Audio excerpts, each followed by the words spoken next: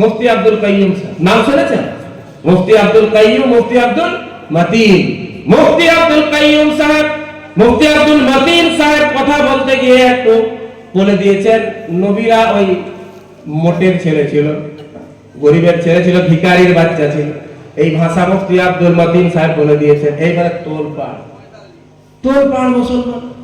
হে মুসলমান, মৌলভী তোমার এই কথাটা ইউটিউবের মাধ্যমে সারা পৃথিবীবাসী দেখছে, সারা পশ্চিম বাংলার হিন্দু মুসলিম সবাই দেখছে। তারা দেখে কি শিক্ষা নেবে? এই দেখ মৌলভীদের মধ্যে কত লড়াই, নিজেদের মেল না। এছাড়া আর কি বলে?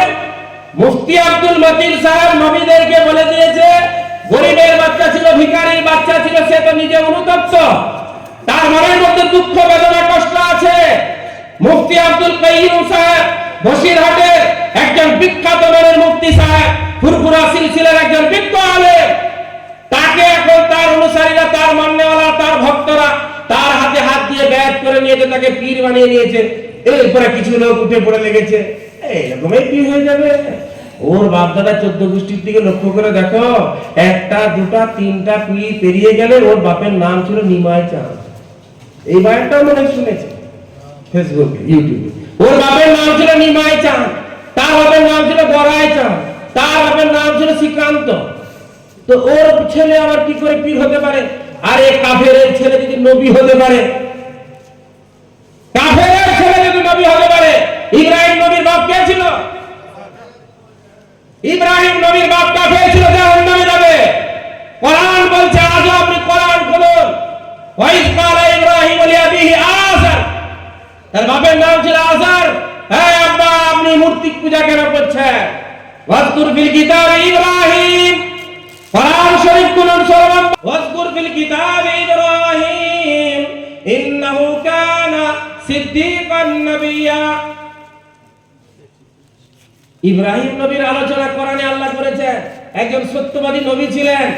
যখন সে তার আব্বাকে বললেন, আল্লাহ ঘটনা বর্ণনা করছেন, ইজ ক্বালা লিআবিহি, যখন সে তার আব্বাকে বলল, ইজ ক্বালা লিআবিহি ইয়া আবাতি, ওগো আব্বা জান। ইয়া আবি বলেন না, ইয়া আবাতি। আবাতি, এই যে তাজে তি, এটা বাড়িয়ে শিক্ষা দেওয়া হয়েছে। ছেলে যখন বাপের সাথে কথা বলবে, আব্বা জান, ভালো হবে, সুন্দর ভাষা, নরম ভাষা, কর্কশ ভাষা নয়, নরম ভাষায় আব্বাকে ডাক দিবে, ও গো আব্বা জান। ইব্রাহিম এই বললেন, বাপ কাফের, তাও কি বলছেন, ইয়া আবাতি লিমা তা'বুদু, আপনি কেন ইবাদত করেন তাদের? মা লা ইয়াসমাউ, যারা শুনতে পায় না, ওয়ালা ইউবসিরু, যারা দেখতে পায় না, ওয়ালা ইউগনি আনকা শাইআ, আর যারা আপনার কোনো উপকারে আসবে না, উপকার করতে পারবে না। ইব্রাহিম নবীর আব্বা তখন বললেন, তুমি কি আমার মাবুদদেরকে মানছো না? তুমি আমার খোদাদের তাওহীন করছো? তাহলে তুমি যদি ফিরে না আসো, তোমাকে পাথর ঠুকে ঠুকে আমি মেরে ফেলবো, কিংবা ঘর থেকে বের করে দিব। ও মুসলমান ভাইরা, তাই বললাম আবেগে নয়, বিবেককে কাজে লাগান, বিবেককে প্রশ্ন করুন।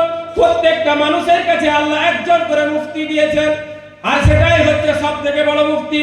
সেই মুফতির নাম হচ্ছে আমার আপনার হৃদয়। দাঁড়িয়ে আপনি পেশাব করতে যাচ্ছেন, তখন এই মুফতিকে জিজ্ঞাসা করুন, দাঁড়িয়ে পেশাব করা যাবে কি যাবে না? দিল আপনাকে বলবে না, পেশাব করা যাবে না। কোন জায়গায় আপনি পেশাব করছেন, দিলকে জিজ্ঞাসা করুন, এখানে পেশাব করবে করব না? দিল আপনাকে বলবে এখানে পেশাব করা চলবে না। এই দিল হচ্ছে আমার আপনার কাছে সব থেকে বড় মুফতি আল্লাহর পক্ষ থেকে। এই মুফতিকে জিজ্ঞাসা করুন, এই কথাটা কি ঠিক বলেছেন যে তার একটা দুটা গোষ্ঠী পেরিয়ে গেলে তার বাপের নাম হবে নিমাই চাঁদ? মুফতি আব্দুল কাইয়ুম সাহেবের বাপের নাম হচ্ছে নিমাই চাঁদ, তার বাপের নাম হচ্ছে গড়াই চাঁদ, তার বাপের নাম হচ্ছে শ্রীকান্ত মাহাতো। ওই শ্রীকান্ত মাহাতোর ছেলেটা কি করে পীর হতে পারে? পীর কোন কারোর বাপ দাদার পৈতৃক সম্পত্তি নয়। যে আলেম হবে, যার মধ্যে ইলম থাকবে, জ্ঞান থাকবে, কোরআন হাদিসের যোগ্যতা থাকবে, আল্লাহ ওয়ালা হবে, নবীর সুন্নাত ফলো করবে, নবীর সুন্নতের উপর চলবে, তাকেই পীর বলা যেতে পারে। কিন্তু পীর তো কোনো বাড়ির ফসল নয়। আমার মধ্যে যদি ওই যোগ্যতা থাকে, আমি একজন পীর। আপনার মধ্যে ওই যোগ্যতা থাকলে আপনি একজন পীর। পীর মানে আল্লাহ ওয়ালা, আল্লাহর প্রিয় বান্দা, যে সব সময় আল্লাহকে স্মরণ করে। ইব্রাহিম নবীর আব্বা ছিল কে? কথা বলেন, কে ছিল? ইব্রাহিম নবীর আব্বা ছিল আযার, দ্বিতীয় নাম হচ্ছে তারেক। সে ছিল একজন কাফের। তার ছেলে একজন বিখ্যাত আল্লাহর নবী ইব্রাহিম আলাইহিস সালাতু ওয়াস সালাম। তার মানে এখানে আমি কি বোঝাতে চাইলাম আপনাকে, যে আমিও পীর হতে পারি, আপনিও পীর হতে পারেন। যে আমার বংশটা কত দূর যাচ্ছে, নবী পর্যন্ত যাচ্ছে না যাচ্ছে কোনো জরুরি নয়।